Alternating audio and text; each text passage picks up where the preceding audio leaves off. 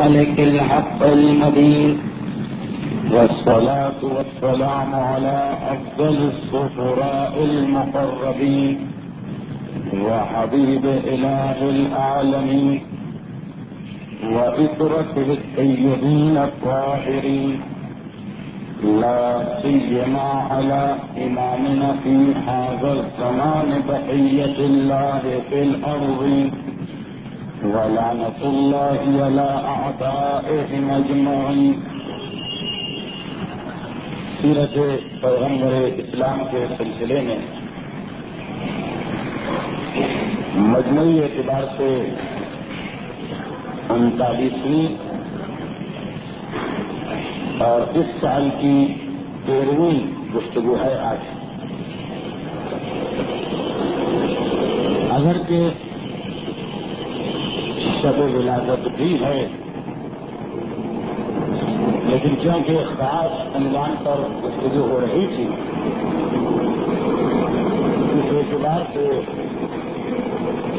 عنوان سے ہٹنے کی گنجائش نہیں ہے، اور اگر تقریر کے آخر میں مناسبت محسوس ہوئی کہ تھوڑا تذکرہ امام معصوم کا بھی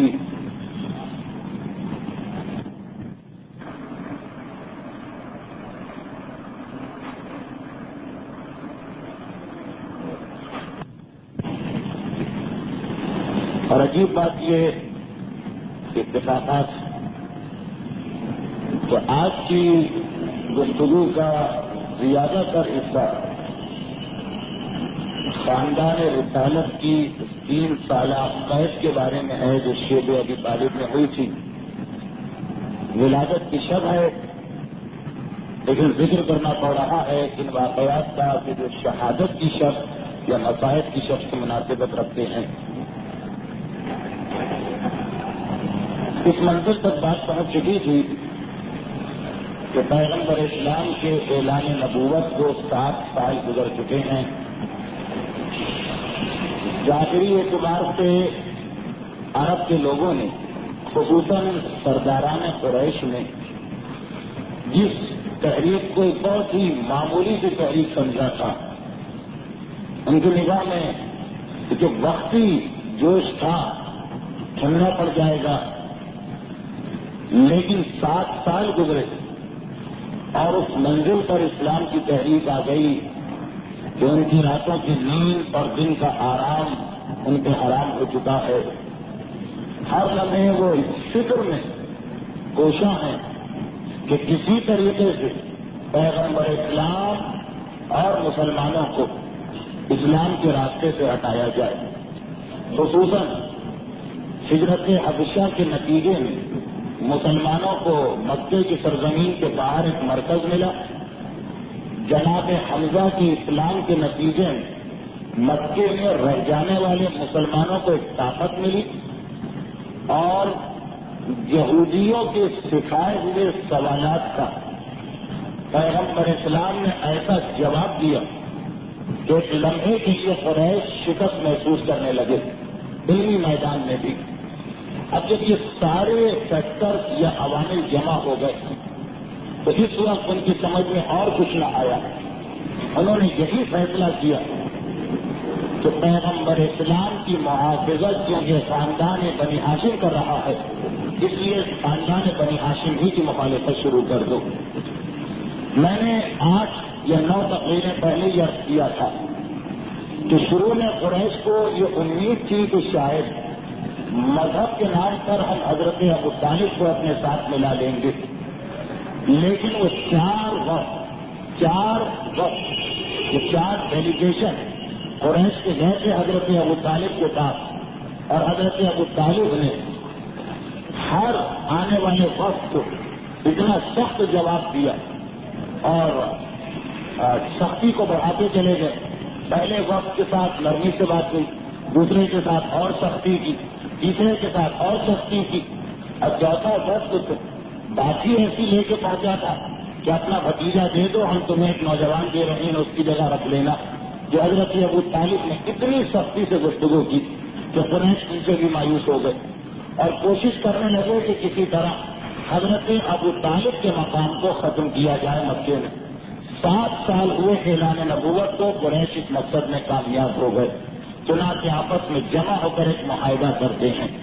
اب قریش کے اس معاہدے کے بعد جو کچھ گزرے کی خاندان اہل بیت پر، خاندان رسالت پر، اس کو بیان کرنے سے پہلے اگرچہ میں بڑی کوشش کر رہا ہوں کہ میری گفتگو کے سلسلے میں تاریخیں اور سن زیادہ نہ آنے پائے، قبیلوں کے نام زیادہ نہ آنے پائیں، شخصیتوں کے رشتے زیادہ نہ آنے پائیں، تاکہ بات بہت مشکل نہ ہو جائے، لیکن کم سے کم آج کی گفتگو تک شروع میں 2 یا 3 منٹ آپ کو فکر کرنا پڑے گا، کچھ رشتے داریاں سمجھنا پڑیں گی، کیونکہ اس کے بغیر پورا مسئلہ سمجھ میں نہیں آتا ہے۔ پیغمبر اسلام کے والد جناب عبداللہ، جناب عبداللہ کے والد جناب عبد المطلب، جناب عبد المطلب کے والد جناب ہاشم، جناب ہاشم کے والد جناب عبد مناف، جناب عبد مناف کے والد جناب قصی، اور جناب قصی کے والد جناب کلاب، یعنی محمد ابن عبداللہ ابن عبد المطلب ابن ہاشم ابن عبد مناف ابن قصی ابن کلاب، یہ پیغمبر اسلام کا 7 پشتوں کا شجرہ نسب ہے۔ ان میں سے جناب قصی وہ شخصیت ہے کہ جنہوں نے پورے خاندان کو جو بکھر چکا تھا ایک جگہ سمیٹ کے دوبارہ اتنا طاقتور بنایا کہ مکے پہ قبضہ کیا خاندان بنی ہاشم نے۔ پہلے ایسے حالات گزرے تھے کہ اگرچہ جناب اسماعیل کے صحیح وارث یہی لوگ تھے، مگر دشمنوں نے ان کو مکے سے بے دخل کر دیا۔ جناب قصی کے زمانے میں دوبارہ یہ لوگ طاقتور ہوئے اور اپنے حق کو حاصل کیا مکے میں، اور خانہ خدا کی عمارت کو تعمیر کرایا اور کچھ نئی چیزیں مکے میں شامل کی۔ ان کے بیٹے تھے جناب عبد مناف۔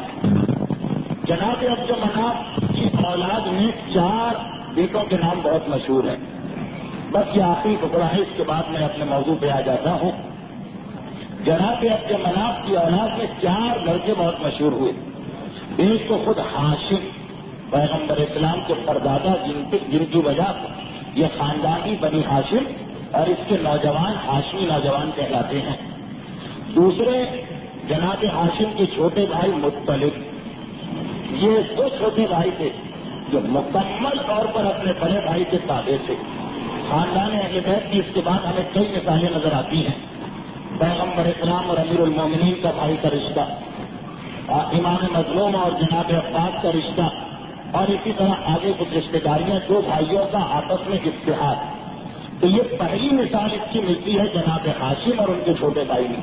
بعد میں پھر معصومین میں اس کی مثالیں آئیں۔ یہ 2 بھائی تو ایک طرف تھے۔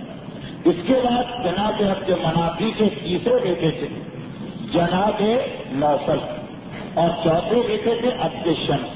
عبد شمس وہ ہیں کہ جن کی نسل میں بنی امیہ کا خاندان آیا۔ تو یہ 4 بھائی، ہاشم ہو، مطلب ہو، نوفل و عبد شمس، اور جن کی جو اولاد ہوئی وہ اپنے جد کے نام سے مشہور ہوئی۔ ہاشم کا خاندان بنی ہاشم، مطلب کا خاندان بنی مطلب، نوفل کا خاندان بنی نوفل، عبد شمس کا خاندان شروع میں بنی عبد شمس اور بعد میں بنی امیہ کہلایا۔ عبد شمس کے بیٹے امیہ تھے تو اس خاندان کا نام بدل گیا۔ اب یہ اتنی رشتے داریاں اس لیے آ رہی ہیں کہ شیب ابی طالب کی قید ختم کس طرح ہوئی، اس کے واقعے میں آپ کو یہ رشتے داریاں سمجھنا پڑے گی۔ اچھا، یہ 2 بھائی تو ایک ساتھ تھے، جناب ہاشم اور جناب مطلب۔ اچھا، آپ کے ذہن میں ایک نام بہت مشہور ہوگا عبد المطلب کا۔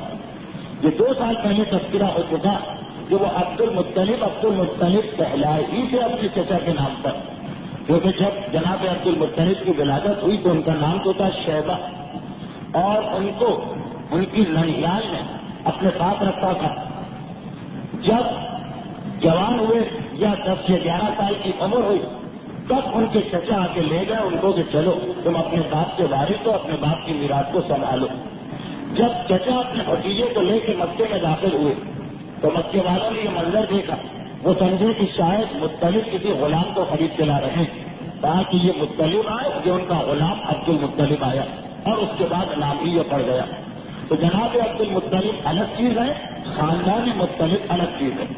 عبد المطلب ہاشم کے بیٹے ہیں، خاندان مطلب جناب عبد المطلب کی چچا کی اولاد. اگر بس اب یہ مسئلہ ختم ہو گیا ہم اپنے موضوع پہ آتے ہیں. جب 7ویں سال اعلان نبوت کے 7ویں سال اسلام کی بڑھتی ہوئی طاقت سے قریش خوفزدہ ہو گئے تو آگے وہ ایک مقام پہ جمع ہوئے اور یہ معاہدہ کیا آپس میں کہ جب تک کہ خاندان بنی ہاشم پیغمبر اسلام کو اپنے میں سے نکال کے ہمارے حوالے نہیں کرتا ہے اس وقت تک اس پورے خاندان کا مکمل مفاتحہ، مکمل بائیکاٹ، در کے موالات، نہ ان کے ساتھ کلام ہوگا، نہ ان کے ساتھ طعام ہوگا، نہ ان کے ساتھ خرید و فروخت ہوگی، نہ ان کے ساتھ کوئی رشتہ کیا جائے گا. یعنی نہ تو بات چیت ہوگی، بات چیت تک پہ پابندی لگ گئی، نہ ان کے ساتھ کھانا پینا ہوگا، نہ کوئی چیز ان کو بیچیں گے، نہ کوئی چیز ان سے خریدیں گے، نہ ان کو بیٹی دیں گے، نہ ان سے بیٹی لیں گے. یہ معاہدہ ہوا اور اس پر مکے کے 40 سرداروں نے اپنے دستخط کیے اور مہر لگائی. معاہدہ مکمل ہونے کے بعد اسے لپیٹا گیا. لپیٹنے کے بعد بند کیا تھیلی میں اور پھر 40 مہریں اس کے اوپر لگی تاکہ کوئی اس کو کھول بھی نہ سکے.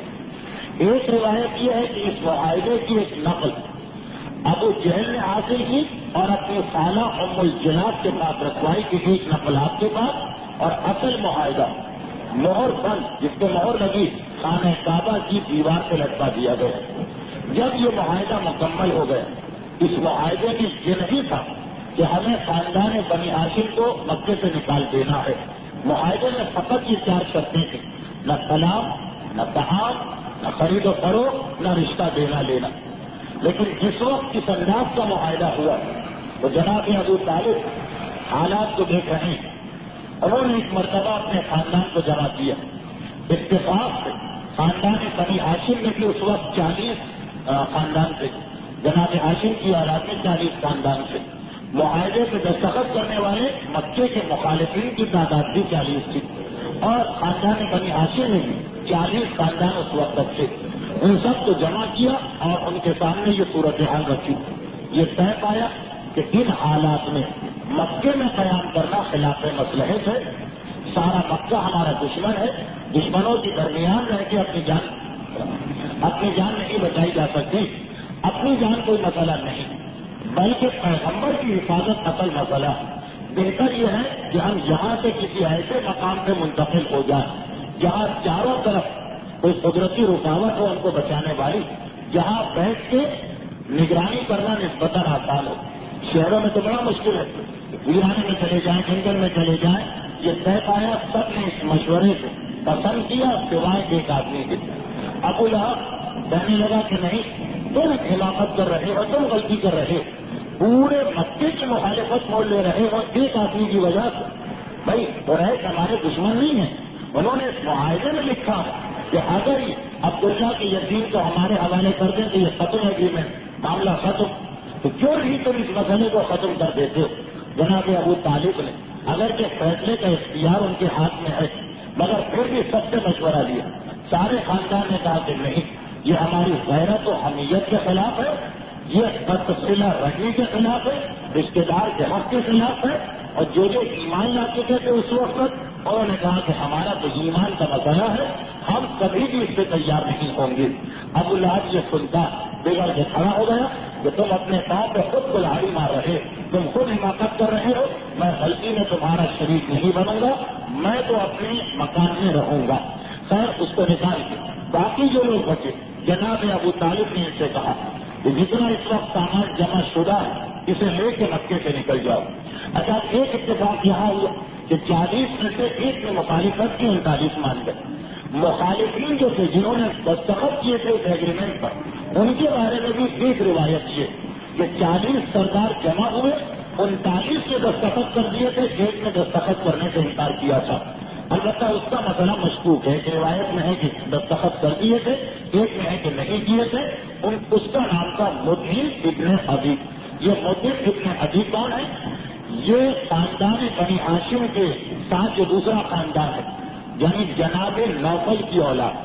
جناب نوفل وہ جو میں نے 4 بھائی بتائے، ہاشم و مطلب نوفل کی اولاد کے سردار تھے.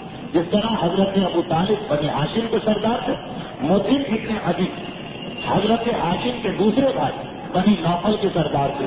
انہوں نے کہا کہ اے قریش والا، میں تمہارے ساتھ تو ہوں، میرے چچا کا خاندان، میرے چچا کا بھائیوں کا خاندان غلطی تو کر رہا، لیکن میں اس معاہدے پہ دستخط نہیں کروں گا، یہ عرب کے دستور کے خلاف ہے۔ چنانچہ 39 میں دستخط کیے، 40 میں انکار کر دی۔ یہاں بھی یہی کیفیت تھی، 40 آئے تھے، 39 میں حضرت ابو طالب کے ساتھ کہا کہ ہم آپ کے ساتھ ہیں، 40 کو ابو لہب بگڑ کے چلا گیا۔ اچھا، جب یہ اطلاع بنی ہاشم کے دوسرے جو خاندان تھا بنی مختلف، ہاشم کے چھوٹے بھائی کا خاندان، ان کو ملی، وہ بھی آ گئے۔ کہا کہ اے ابو طالب، ہم بھی آپ کے ساتھ ہیں، ہماری جانیں بھی آپ کا قربان ہے، جہاں آپ جائیں گے وہاں ہم بھی جائیں گے۔ چنانچہ یہ دو خاندان، بنی ہاشم کا خاندان اور بنی مختلف کا خاندان، مکے سے نکلا۔ یہ حضرت ابو طالب کی تجویز تھی، یعنی میں بار بار اس پہ زور دے رہا ہوں کہ قریش نے یہ نہیں کہا تھا کہ ہم تمہیں شیخ ابی طالب میں محصول کر رہے ہیں۔ کچھ جناب ابو طالب نے حالات کو دیکھ کے یہ مناسب سمجھا، اپنے خاندان کو لے کے چلے۔ وہ ہے ابو قبیس کے پیچھے جو پہاڑی کھاٹیاں، ان میں ایسا مناسب مقام تھا کہ چاروں طرف پہاڑیوں سے گھرا ہوا تھا۔ اگر 4 یا 5 نوجوانوں کو پہاڑیوں میں بٹھا دیا جاتا تو دور دور تک کا علاقہ کور ہو جاتا، دور سے آنے والے دشمن کو بھی دیکھا جا سکتا تھا، اور پہاڑیوں میں گھرا ہوا وہ ایک اتنا مناسب مقام تھا کہ بڑی سے بڑی فوج بھی اگر حملہ کرے تو 10 یا 12 نوجوان اس کو روک سکتے ہیں، کیونکہ پہاڑیوں کے درمیان ہے، یہ آنے کا فقط ایک راستہ ہے۔ اونچی پہاڑیاں جو ہیں ان پر نوجوانوں کو بٹھا دیا جائے تو حملہ کرنے والی فوج کے لیے کامیاب ہونا بہت مشکل ہے۔ جناب ابو طالب نے بہت سوچ سمجھ کے اس علاقے کا انتخاب کیا، یہاں پہ اپنے پورے خاندان کو، بلکہ دوسرے خاندان بنی مختلف کو لے کے بھی آ گئے۔ ابو لہب انکار کر کے اپنے گھر میں رہا۔ اب 3 سال روایتیں مختلف ہیں، ایک روایت میں 2 سال، ایک میں 4.25 سال، ایک میں 3 سال۔ 3 سال کی روایت مشہور ہے۔ 3 سال تک شیخ ابی طالب نے حضرت ابو طالب کی قیادت میں یہ پورا خاندان زندگی گزار رہا، جن کے پاس بار بار پیغام آ رہا کہ ہمارا تمہارا کوئی جھگڑا نہیں ہے، آج بھی اگر تم ایک بات ہماری مان لو تو واپس آ جاؤ عزت و احترام کے ساتھ، ہم تمہیں تمہارا پورا پورا مقام دیں گے۔ مگر ابو جہل کی اس پیشکش کو بار بار ٹھکرایا جا رہا۔ حضرت ابو طالب شیخ ابی طالب میں آنے کے بعد ایک نظام قائم کیا۔ وہ نظام یہی تھا، آپ نے محسوس کیا کہ پہرا دینے والے نوجوان، اس کے بعد درے کی حفاظت کرنے والے نوجوان، اور خود پیغمبر اسلام کی جان بچانے کے لیے سارا دن تو سورج کی روشنی، مگر رات کے وقت اندھیرے میں بڑا خوف رہتا کہ اچانک حملہ نہ ہو جائے۔ چنانچہ پیغمبر اسلام اور خاندان بنی ہاشم جب سو جاتا، سب سو جاتے ہیں۔ اس معاملے میں بعض روایتوں میں لکھا کہ حضرت ابو طالب اپنے خاندان والوں کو بھی کبھی نہیں بتایا، جب سب سو جاتے ہیں تب یہ حضرت ابو طالب جن کی عمر اس وقت 82 سال کی ہو چکی، پیغمبر اسلام کو ایک رات کا ایک حصہ گزرنے کے بعد ان کے بستر سے دوسرے مقام پہ منتقل کر دیں اور علی کو بیدار کر کے کہتے ہیں کہ تمہیں آ کے اپنے چچا زاد بھائی کے بستر پہ سونا پڑے گا۔ 3 سال کسی مشق میں گزرے کہ اول شب گزرنے کے بعد رات کا ایک حصہ تو پیغمبر آرام کر رہے ہیں، یعنی پورے خاندان نے بھی دیکھا کہ پیغمبر کہاں آرام کر رہے ہیں، اور اس کے بعد انتہائی خاموشی کے ساتھ حضرت ابو طالب جو بیدار رہتے ہیں منتقل کرتے ہیں پیغمبر اسلام کو صبح اٹھنے والوں میں، کیونکہ سب سے پہلے پیغمبر اسلام ہوتے تھے، اس لیے بعض روایتوں میں ہے کہ خود خاندان بنی ہاشم کو پتہ نہ چل سکا کہ 3 سال کس طرح سے پیغمبر اسلام کی حفاظت حضرت ابو طالب نے کی۔ اسی دوران مولا کائنات کی ایک ذمہ داری اور تھی، جس روایت کو ابو جعفر اسقافی نے نقل کیا، ویسے باقی علماء اسلام تو اس کو ہضم کر گئے، مگر ابو جعفر اسقافی نے، جو ابن ابی الحدید معتزلی کا استاد ہے، اپنی کتاب میں لکھا کہ اس کے علاوہ رات کے بستر رسول پر آرام کرنے کے فریضے کے علاوہ مولا کائنات کا ایک فریضہ یہ بھی تھا کہ وہ دن کے وقت اپنے ساتھ 10 نوجوانوں کی ٹولی بناتے تھے اور خاندان بنی ہاشم کے لیے کھانے پینے کا انتظام کرنے کے لیے نکل جاتے تھے، کیونکہ جس وقت خاندان بنی ہاشم شیخ ابی طالب میں آیا، جتنا راشن اس کو اور بڑھا دیا، ان معنوں کہ آس پاس جتنے بھی گاؤں اور قبیلے سب جگہ ان کے قاصد پہنچ گئے، خبردار خاندان بنی ہاشم کے ہاتھ کوئی چیز نہ بیچنا نہ خریدنا، ورنہ ہماری اور تمہاری دشمنی ہو جائے گی۔ ابھی مسلمان اتنے طاقتور نہیں کہ ان کو خوش کرنے کے ساتھ آس پاس کے دیہات ابو جہل کو ناراض کر دیں، چنانچہ آس پاس کے دیہاتوں میں بھی معاملہ ختم ہو گیا۔ اس کے علاوہ جو تجارتی قافلے مکے میں آتے ہیں ان سے کہا جاتا کہ اگر تم نے خاندان بنی ہاشم کے ہاتھ کوئی چیز بیچی یا خریدی، اس کے بعد تمہارا مکے میں آنا بند، آؤ گے بھی تو ہم تم سے کوئی سامان نہیں خریدیں گے۔ جو خاندان بنی ہاشم سے تجارت کرے ہمارا اس کا ہمیشہ ہمیشہ کے لیے قطع تعلق تجارت کے معاملے میں۔ اب کون قبیلہ ایسا تھا کہ جو مسلمانوں کی خاطر مکے کے اتنے بڑے سرداروں کو ناراض کر کے اپنے پروفٹ سے اپنے نفے سے ہاتھ کھولے۔ اور پھر روایت یہ کہ اگر کوئی اتنی ہمت دکھا جاتا تھا تو پیغمبر اسلام 25 سال سے تجارت کر رہے ہیں، یہ ذہن میں رکھیے کہ پیغمبر اسلام کے بھی کچھ تجارتی تعلقات ہوں گے۔ 25 سال یا کم سے کم 15 سال تو پیغمبر نے تجارت کی، شام بھی گئے، یمن بھی گئے، حبشہ بھی گئے، مدینے بھی گئے۔ پیغمبر اسلام کے بھی تعلقات ہوں گے کچھ پرانے فرم سے، کچھ پرانے اداروں سے۔ ان کے ابو لہب کھڑا ہو جاتا کہ اگر کوئی ہمت کر کے تجارت کرنے کے تیار بھی ہو جائے تو ابو لہب کہتا کہ خبردار ان کے ہاتھ کوئی چیز نہ بیچنا، یہ جتنا نفع دیں گے اس سے زیادہ پیسے میں دینے کو تیار ہوں، اگر تمہیں فقط اپنے نفے کی فکر ہے یہ میری گارنٹی۔ اور پھر بھی اگر کوئی تجارتی قافلہ ہمت کرتا تو اس کے اوپر حملہ کر کے اس کے مال و اسباب کو لوٹ لیا جاتا۔ مکمل طریقے سے باہر سے کسی چیز کے آنے پہ پابندی لگا دی گئی، نہ مکے میں، نہ مکے کے اطراف میں، نہ کسی تجارتی قافلے میں کہیں سے مسلمانوں کو مدد نہیں مل سکتی۔ البتہ یہ ذہن میں رکھیے گا کہ سال میں 2 مرتبہ مسلمان شیخ ابی طالب سے نکلا کرتے تھے۔ عام طور پر کتابوں میں ایسا تاثر دیا جاتا کہ 3 سال تک یہاں محصور رہے، نہیں، سال کے 2 مواقع آتے تھے۔ علماء اہل سنت کی کتابوں میں ہے کہ 1 موقع، ہمارے علماء نے معصوم کی حدیث کی روشنی میں لکھا ہے کہ سال میں 2 موقع آتے جب یہ ساری قید ختم ہو جاتی۔ اچھا، اس میں ضمنی ایک بات اور آ جائے کہ یہ ساری پابندیوں کے بعد، ان ساری پابندیوں کے بعد بھی قریش کے سرداروں کو اطمینان نہیں ہوتا تھا پیغمبر کے تعلقات کے تجارتی اداروں سے، چنانچہ ابو جہل، آپ ابن وائل، نظر ابن حارث، یہ وہی آدمی ہیں کہ جو گانے والی لڑکیوں کو اور قصہ بیان کرنے والے لوگوں کو لے کے آیا تھا قرآن کے مقابلے میں، اور عقبہ ابن ابی معیط، یہ 4 آدمی انہوں نے اپنی ذمہ داری سمجھ لی کہ شیخ ابی طالب کے چاروں طرف یہ جہل کے قبیلے کے نوجوان بیٹھا کرتے ہیں کہ اگر کوئی تجارتی قافلہ چھپ چھپا کے بھی جانا چاہے تو شیخ ابی طالب میں نہ جا سکے۔ 4 سمتیں ان 4 آدمیوں، ابو جہل، عاص ابن وائل، نظر ابن حارث اور عقبہ ابن ابی معیط، انہوں نے سمجھ لی تھی۔ صرف سال میں 2 مواقع آتے تھے جب بنی ہاشم کو شیخ ابی طالب سے نکلنے کا موقع مل جاتا تھا، لیکن مکے کا کوئی تاجر ان کے ہاتھ کوئی چیز نہیں بیچے گا، اطراف کا کوئی تاجر ان کے ہاتھ کوئی چیز نہیں بیچے گا۔ یہ کون سے 2 مواقع تھے؟ ایک موقع عمرے کا تھا، ایک موقع حج کا تھا۔ حج کا موقع ذوالحجہ کا مہینہ، 4 مہینے قابل احترام مہینے عربوں سے چلے آ رہے ہیں کافروں سے، رجب کا مہینہ، پھر 3 مسلسل مہینے ذوالقعدہ، ذوالحجہ اور محرم، یہ قابل احترام مہینے۔ ان میں سے ذوالحجہ کے مہینے جو کہ حج ہے، حج کے موقع پر کوئی کسی پہ پابندی نہیں لگا سکتا، اس وقت خاندان بنی ہاشم کو شیخ ابی طالب سے نکلنے کا موقع ملتا تھا۔ اب میدان مینا جو لوگ آئے ہوئے ہیں ان سے اگر کوئی چیز خرید لی، کچھ کپڑے خرید لیے تو خاندان بنی ہاشم کا گزارا ہو گیا۔ مینا کے میدان کون تجارت کے لیے آتا ہوگا؟ وہ تو میں نے پہلی تقریر میں بتایا کہ مینا کے میدان سے پہلے ہی 2 میلے لگ جاتے تھے۔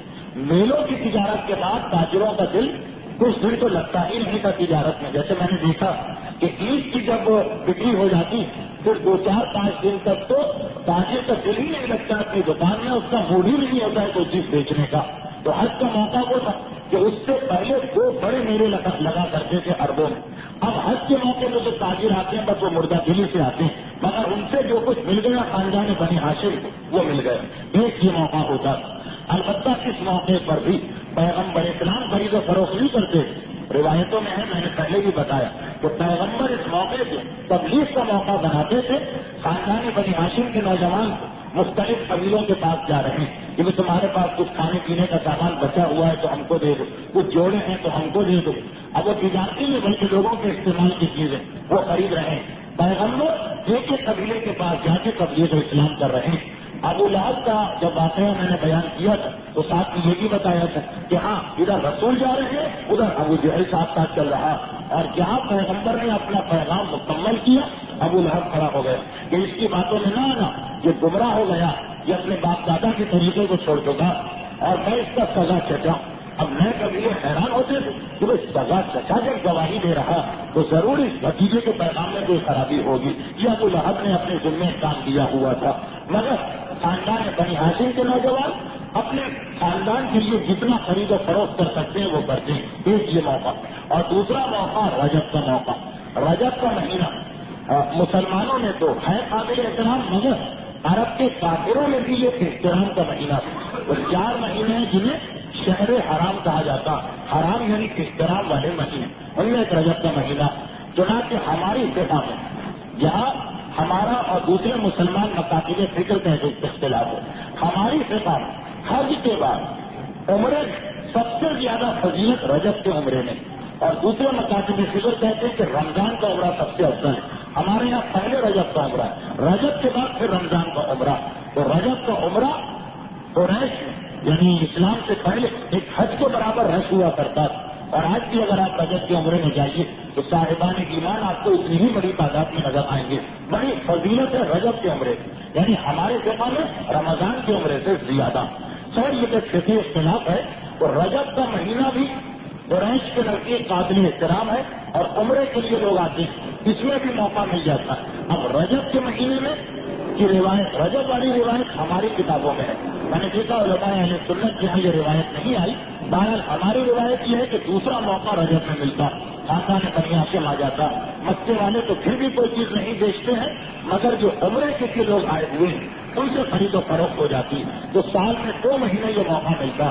مگر آپ سوچیں کہ یہ سال میں 2 مرتبہ، 2 مہینے بھی نہیں بلکہ صرف 2 مرتبہ، اب اس میں کتنا سامان خرید سکتے ہوں گے. خصوصاً ان لوگوں سے خرید و فروخت ہوتی ہے جو تاجر نہیں، کیونکہ تاجر تو عمرے میں بھی انتہا کچھ نہیں بیچے گا. معلوم ہے کہ بعد میں مجھے نقصان ہوگا، قریش میرے خلاف ہو جائیں. وہ لوگ آتے ہیں کہ جو تاجر نہیں، عمرہ کر کے جا رہے ہیں، اپنے کپڑے بیچ کے چلے گئے کہ چلو پیسے مل رہے ہیں سودا بھی کر لو، یا کھانے پینے کی چیز بیچ کے چلے گئے.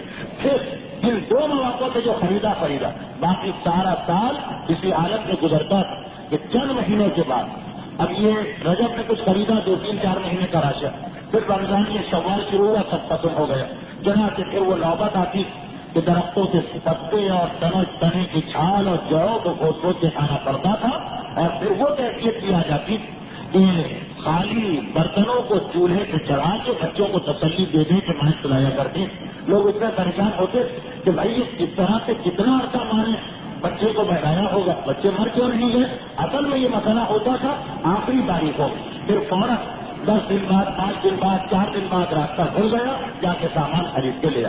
اچھا یہ تو تھا جو قریش کی طرف سے سہولت ملی ہوئی تھی، لیکن اس کے علاوہ مولا کائنات کی یہ ذمہ داری تھی. کسی اور نے ذمہ داری عائد نہیں کی تھی، مولا نے خود اپنا فریضہ سمجھا تھا کہ بنی ہاشم کی جو نوجوان تھے مولا نے ان کو فوجی ٹریننگ دینا شروع کی تھی. اور اس کے بعد جو چاروں طرف 4 دشمن بیٹھے ہوئے ہیں راستہ روک کے، مولا نے اپنے نوجوان سپاہیوں کی پارٹی کو چاروں پہاڑیوں پہ کھڑا کر دیا تھا کہ تمہارا کام یہ ہے کہ کوئی حملہ کرنے آئے تو فوراً اطلاع کرو اور جتنی دیر روک سکتی ہو روکو. اس کے علاوہ 20 نوجوانوں کا ایک دستہ بنایا تھا کہ ہمارا کام یہ کہ ہم مختلف قبیلوں میں جا کے، دور دراز کے قبیلوں میں جا کے سامان خرید کے لایا کریں گے. اچھا چاروں طرف وہ 4 سردار اپنے قبیلے کو لے کے بیٹھے ہوئے. روزانہ یہ ہوتا کہ مولا کائنات رات کی تاریکی میں نکلتے ہیں. رات کی تاریکی سے مقصد کیا ہے؟ نماز صبح کے قریب نکلتے ہیں. اس پہرے کو، وہ جو رات کا وہ وقت ہوتا ہے کہ پہرے داروں کو بھی ذرا نیند آ رہی ہوتی ہے، اسے توڑ کے نکل جاتے ہیں. سامان خرید و کھانے پینے کا سامان لے صبح سے پہلے یا صبح کی تھوڑی دیر کے بعد واپس آ جاتے ہیں. اور جب آنکھ کھلتی ہے ابو جہل ایسا بھی نہیں ہے کہ مسلمانوں کی خاطر ساری رات جا کے وہ تو سو جاتا ہے بستر پہ جا کے، اسے اطلاع ملتی کہ غلط ہو گیا. آج ہماری طرف سے علی آئے، 20 نوجوانوں کو لے کے گئے، ہمارے محاصرے کو توڑا اور سامان لے کے آ گئے. اگلے دن دوسرے سردار کو اطلاع ملتی، تیسرے دن تیسرے سردار کو اطلاع ملتی ہے. ہر رات کو یہ لوگ تڑپ جاتے ہیں، مگر کیا کریں، جتنا سخت پہرا لگاتے ہیں علی بہرحال اس پہرے کو توڑ کے جاتے ہیں اور خردنوش کا سامان، کھانے پینے کا سامان لے کے آتے ہیں.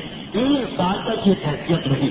یہ بھی ایک سبب تھا کہ علی کی دشمنی جو مسلمانوں کے ذہن میں زیادہ ہو، وہ کافر جو بعد میں مسلمان ہوئے. شاید یہ تو جناب امیر المومنین کا طریقہ، جناب ابو طالب کی قیادت میں اس انداز سے شیخ بنی ہاشم کے نظام کو چلایا جا رہا. اس دوران ایک مرتبہ جب شروع میں بنی ہاشم زیادہ گھبرا گئے، انہوں نے شکوہ کیا تھا. پیغمبر اسلام نے اس وقت ایک معجزے کے ذریعے سے ان کو تسلی دی تھی، کیونکہ وہ معجزہ پچھلی تقریر میں آ چکا ہے، اس کو دہرانا ناحاصل ہے. اب اس طرح 3 سال گزر رہے ہیں. ابھی ایک طرف سامان خردنوش لے کے آ رہے ہیں، رات کو بستروں کی تبدیلی کا واقعہ اپنی جگہ پر. چاروں طرف گھاٹیوں کے باہر دشمن بیٹھے ہیں اور گھاٹیوں کے اندر علی کے ٹریننگ کیے ہوئے جن کو علی نے تربیت دی ہے وہ سپاہی پہاڑیوں پہ بیٹھے ہیں. اور سال میں 2 مرتبہ موقع ملتا ہے بنی ہاشم کے خاندان کو جا کے سامان لانے کا. اس دوران کافروں میں سے کچھ ایسے تھے کہ جنہوں نے مسلمانوں کی تھوڑی بہت مدد کی. یہ کون لوگ تھے؟ یہ جناب خدیجہ کے خاندان والے تھے، کیونکہ یہ جو بائیکاٹ ہوا تھا یہ بنی ہاشم کا ہوا تھا. بنی مختلف خود آ گئے تھے. جناب خدیجہ کے خاندان کا تو اس معاملے سے کوئی تعلق نہیں تھا، مگر جناب خدیجہ کے خاندان کے کچھ افراد، ان کو یہ چیز انتہائی ذرا گزر رہی تھی کہ ہماری ملکہ اور وہ ان زحمتوں میں ہے. پیغام بھی بھیجا گیا خدیجہ طاہرہ کو ابو جہل کی طرف سے کہ تم آگے ہو، ہمارا تم سے کوئی اختلاف نہیں، جسے خدیجہ طاہرہ نے ٹھکرا دیا تھا. اچھا، حضرت ابو طالب کو بھی وہ پیغام بھیجا گیا کہ آخری، میں نے بتایا کہ کئی پیغام بھیجے گئے، آخری پیغام یہ تھا کہ اے ابو طالب تم ہمارے پاس آ جاؤ تو اب ہمارا وعدہ کہ ہم تمہیں اپنا بادشاہ بنا لیں گے، جو عہدہ آج تک مکے میں نہیں تھا، ہم تمہیں اپنا بادشاہ بنانے کو تیار. اس آخری پیشکش کے جواب میں حضرت ابو طالب نے ایک مشہور قصیدہ لکھ کے بھیجا جو قصیدہ لامیا کہلاتا، جس کا خلاصہ یہ کہ جان دے دیں گے مگر محمد کی محبت سے اور کتاب سے وہ نہیں موڑیں گے. یہ پورے قصیدے کا خلاصہ ہے، کتابوں میں تفصیل سے موجود ہے یہ قصیدہ. تو جناب ابو طالب تو آخری پیشکش یہ ہوئی جس کا یہ سخت جواب دیا حضرت ابو طالب نے. ادھر جناب خدیجہ کو بھی پیشکش کی جا رہی، جناب خدیجہ نے بھی ٹھکرا دیا، مگر خدیجہ طاہرہ کے خاندان والے ان کا دل چاہتا ہے کہ ہم کم سے کم خدیجہ کی کچھ نہ کچھ مدد کریں. چنانچہ ان کے خاندان والوں میں سے جس کو موقع ملتا وہ خدیجہ طاہرہ کی مدد کی خاطر کھانے پینے کا سامان پہنچا دیتا ہے ان پہاڑی گھاٹیوں میں. خصوصیت کے ساتھ 3 آدمیوں کا نام آتا. یہ 3 جناب خدیجہ کے رشتے دار. ایک حشام ابن عمر عامری، یہ جناب خدیجہ کا رشتے دار ہے. اس کا نام میں نے اتنی تاکید کے ساتھ اس لیے لیا کہ اب جو واقعہ شروع ہوگا تھوڑی دیر کے بعد اس میں اس آدمی کا کردار انتہائی اہم ہے. خاندان بنی ہاشم کی حمایت ہے. ایک حشام ابن عمر عامری، اس کا طریقہ یہ کہ وہ اونٹوں پر کھانے پینے کا سامان لاد کے اس طرف سے گزرتا اور موقع دیکھ کے جہاں کوئی گھاٹی نظر آئے وہ اپنے اونٹوں کو تیزی سے بھگا کے چھوڑ دیتا ہے. گھاٹی میں خود باہر کھڑا رہتا، خود نہیں جاتا. خاندان بنی ہاشم کو معلوم ہے کہ یہ کسی نے سامان بھجوایا، چنانچہ وہ سامان اتار کے خالی اونٹوں کو پھر ہٹا دیتے اور یہ اپنے اونٹ لے کے آ جاتا. ایک مرتبہ ابو جہل نے یہ دیکھ لیا، خاصا ناراض ہوا، سختی کے ساتھ روکنا چاہا، لیکن حشام ابن عمر کے بھی کچھ چاہنے والے کچھ ماننے والے نکل آئے. ابو جہل نے دیکھا کہ حالات بگڑ رہے ہیں، چنانچہ وہ خاموشی سے واپس چلا گیا. دوسری شخصیت ابو العاص کی ہے، یہ بھی جناب خدیجہ کا رشتے دار ہے. ان معلوم کہ جناب خدیجہ کی بہن کی جو بیٹیاں تھیں، جو جن کو بعض مسلمان خود خدیجہ طاہرہ کی بیٹیاں سمجھتے ہیں، ان میں سب سے بڑی بیٹی جناب زینب تھی، یعنی جناب خدیجہ کی بڑی بھانجی. ان کا شوہر ہے یہ ابو العاص. اس نے بھی فقط یہ خیال کرتے ہوئے کہ میری بیوی کی خالہ وہ اس زحمت میں ہے، جناب کہ اکثر و بیشتر جب موقع ملا کھانے پینے کا سامان شیخ ابی طالب نے پہنچوایا، جس کی وجہ سے پیغمبر نے یہ کہا بھی تھا کہ ابو العاص نے دامادی کا حق ادا کیا، جس سے بعض مسلمانوں کو غلط فہمی ہو گئی کہ شاید یہ ابو العاص پیغمبر کے اپنے داماد. مگر اردو میں بھی یہ رواج ہے کہ بھانجی کے شوہر کو بھی انسان اپنا داماد کہہ سکتا. پیغمبر نے خاص تعریف کی. اور تیسری شخصیت حکیم ابن حزام، یہ جناب خدیجہ کے بھتیجے، یعنی جناب خدیجہ ان کی پھوپھی، جناب خدیجہ کے بھتیجے ہیں حکیم ابن حزام۔ ان کا واقعہ تو خاصا دلچسپ واقعہ کہ یہ بھی اکثر و بیشتر کھانے پینے کا سامان لے یہ بھی ابھی طالب میں پہنچایا کرتے۔ حشام ابن عمر تو فوٹوں کو ہٹا دیتا تھا، خود اندر داخل نہیں ہوتا۔ ابو العاص اور حکیم ابن حزام کوشش کرتے کہ یہ سامان ہم خود بنی ہاشم کے کسی نوجوان کے ہاتھ میں دیتے آئے۔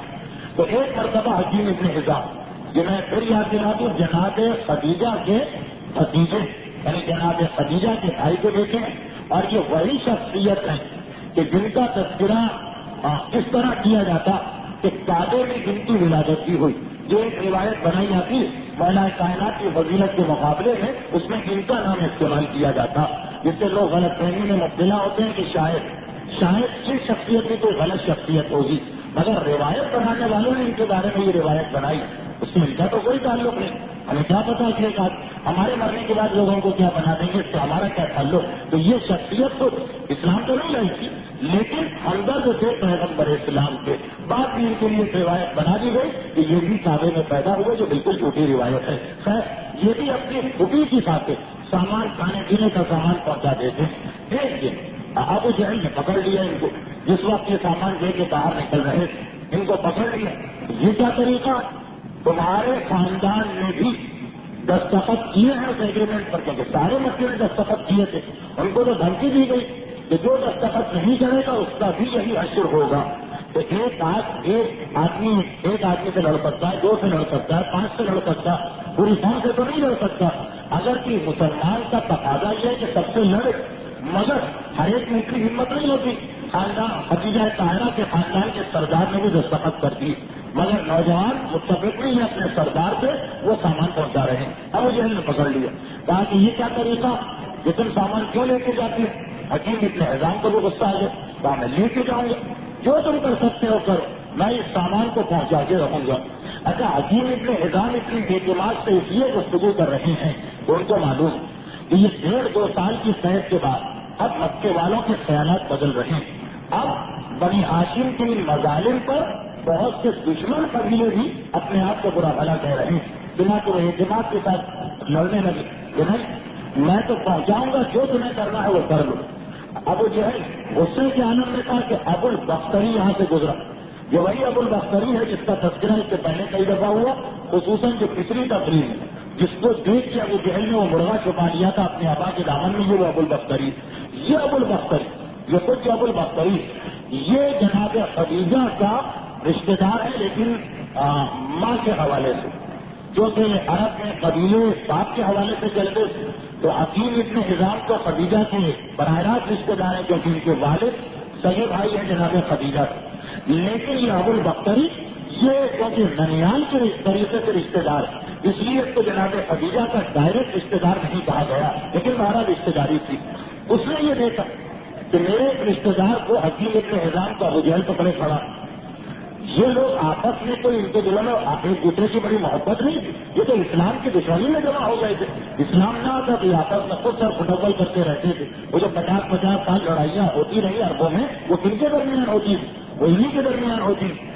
صرف اسلام کی دشمنی میں یہ سب ایک دوسرے کے قریب آ گئے تھے۔ تو ابو البختری نے دیکھا کہ میرے ننیالی رشتے دار کا بازو پکڑا ہوا ہے ابو جہل، تجھے کیا بات ہے ابو جہل؟ ابو جہل نے کہا دیکھتے نہیں یہ حکیم ابن حزام تمہارا رشتے دار، یہ ہمارے مجرموں کو کھانا پینا مہیا کر رہا۔ ابو البختری کہنے لگا کیونکہ جناب خدیجہ کی رشتے داری تو ہے، کہنے لگا تو کیا ہوا، اس کی پھوپھی ہے وہاں پہ، اپنی پھوپھی کی مدد کر رہا۔ قریش عرب بہرحال صلہ رحم رشتے داروں کا حق اسلام سے پہلے بھی اس کی ایک اہمیت تھی، یہ اپنی پھوپھی کی مدد کر رہا، تم کون ہو بولنے والے؟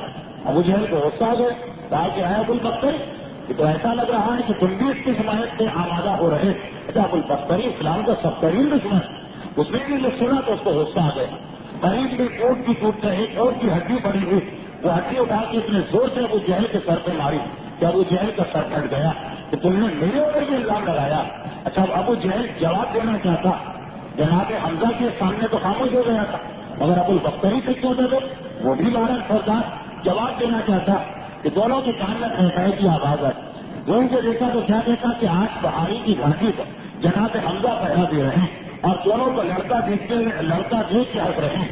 ابو جہل ابو البختری سے کہنے لگا یہ تو بہت بری بات، ہمارا جھگڑا دشمنوں تک پہنچ گیا ہے، وہ مذاق اڑا رہے ہیں، چلو خیر چھوڑو اس حکیم ابن حزام کو، ہمیں یہاں سے چلنا چاہیے۔ چنانچہ جناب حمزہ کی مسکراہٹ کو دیکھ کے شرما کے یہ دونوں کافر وہاں سے ہٹ کے آ گئے اور حکیم ابن حزام کا مسئلہ ختم ہو گیا، جس سے اس کے بعد بھی وہ تھوڑا بہت کھانے پینے کا سامان پہنچاتے رہے۔ یہ میں اس لیے عرض کر رہا ہوں کہ بعض اوقات ذہن میں آتا کہ 3 سال اگر کھانے پینے کی کوئی چیز نہیں آئے تو زندہ کیسے رہے، تو معجزہ تو نہیں تھا شیخ ابھی تاریخ میں، تو یہ 3 4 5 طریقے، یہ 3 آدمیوں کے نام آ گئے تاریخ میں جو تھوڑا بہت سامان بھجواتے ہیں۔